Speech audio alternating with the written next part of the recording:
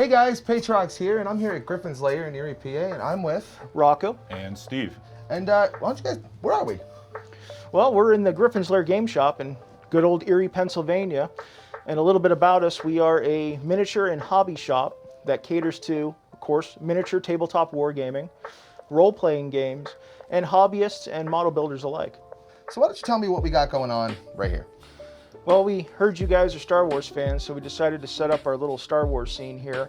All of the terrain that you see on the table here is off of our 3D printers, and is painted by myself and one of our customers, Nick, to represent Tatooine or Jakku, any of those desert planets that you would see in the franchise movies.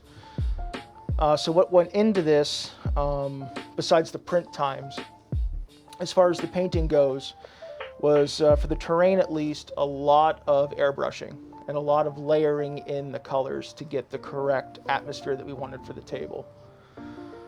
For the models themselves, as we look at each individual piece, from the Death Troopers to Director Krennic to the Shore Troopers, even to the cargo hauler tank, all sorts of different techniques.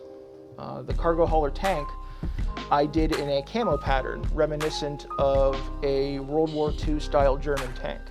And the reason I kind of did that was an homage to George Lucas's first inspiration for the stormtroopers was the Nazi army during World War II. So it's a little throwback there. It does look like a late war Panzer. But that was done predominantly with an airbrush. And then I went back in with it and hit all the fine details. The chipping, the rust, the dust is all done with weathering pigments and powders and oils. For the Death Troopers, which were one of my favorite things to paint because painting black and painting pure white is horrendous.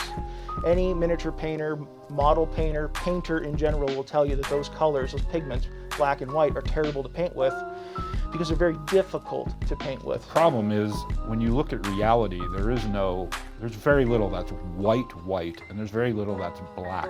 If you look at your shirt, for instance, or Rocco's shirt, they're both black and they're not the same color to your eye. Oh, absolutely. And it doesn't match your mask.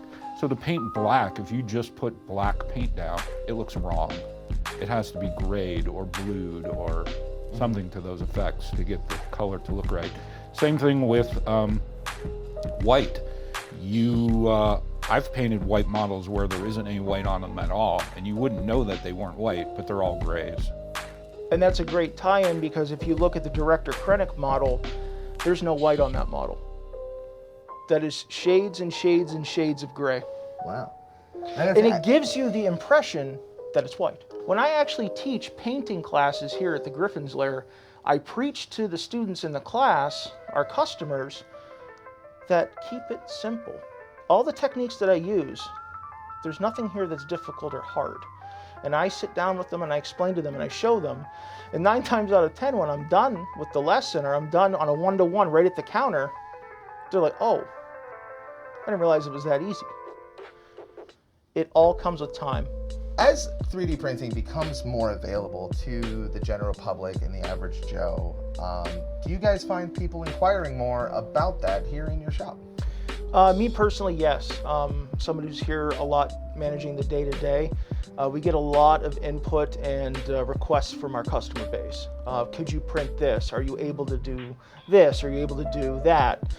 And the general interest is there. And we also have a lot of aspiring 3D printers in our customer base that comes and talks to our couple of gurus that run our systems for us here. Okay. 3D printing isn't as simple as they want you to make it feel like it is. It takes a lot of tweaking and a lot of fine-tuning and a lot of practice to get things to work right. You can print something 10 times and have it fail over and over again. So one of the advantages is we've tuned in the machines that we have really well, and generally, unless there's a absolutely mechanical failure, the prints come out really, really well. So yeah, in the early stages of somebody's 3D printing experience, or maybe when you're first kind of dabbling into it, maybe it's better to leave that to the professionals like you guys.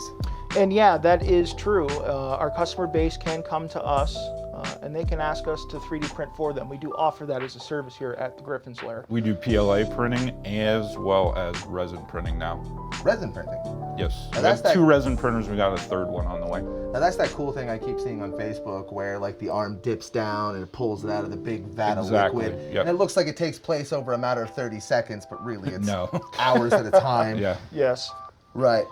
And when did you guys start that? We started around November or December of last year, so it's about a year now. And we actually have a big project that we're going to be releasing in January on Kickstarter.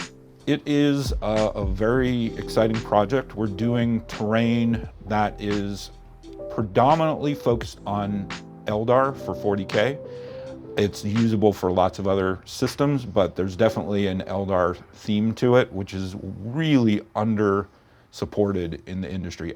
Awesome. And I think if you guys click the link, which will be right here, you guys can follow that Kickstarter and support them in any way you can, and I'm sure it'll be greatly appreciated, right? Absolutely. Absolutely. Well, hey, Rocco, Steve, thank you guys so much for bringing us out here. This has been amazing, and not only that, it's been so informative for not only myself, but our viewers at home. And for you guys at home, if you guys want to check them out, you can visit griffonslair.com or follow them on Facebook, and you can find that link right here. Again, thank you guys so much. I really Absolutely. appreciate it. It was an absolute pleasure having you guys come out and film this segment here today. We really appreciate it, and it gives us an opportunity to show off the shop, show off our community, and show off the things that we have that are in the works and the things that are coming. Really proud of what we've done so far here. Yes, and we're very happy with our community that we've been able to grow. Yes, yeah. Shout out to all the community members. This store wouldn't exist without Without you customers. guys. Yep. Absolutely. And as a token of our appreciation for you guys coming out today, the Rick and Morty set that you held earlier, Oh, yeah? I'd like to gift this to you for you guys at the studio to have. Oh, thank you so much. You're We very really appreciate welcome. that. I'm absolutely going to play Yeah. this with love. Awesome. Guys, this has been Paetrox. Thanks for checking out another episode of Party Chat. Catch you next time.